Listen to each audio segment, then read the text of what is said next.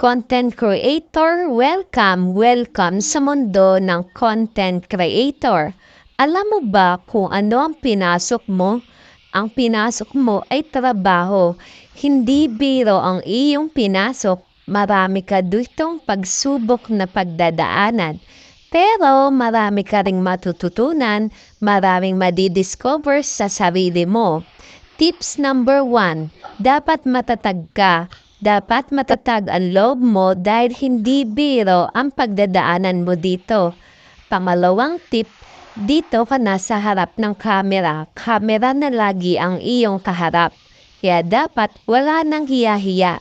Hindi ka na mahiyain, kakapalan na natin ang mukha.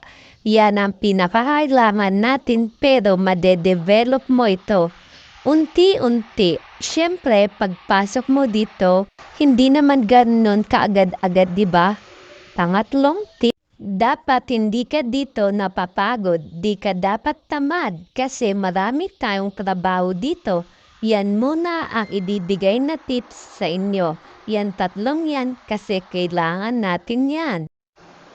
Kapag tayo dito ay pumasok bilang content creator, enjoy your journey. Marami kayong malalaman at matutunan dito at madedevelop ang inyong sarili.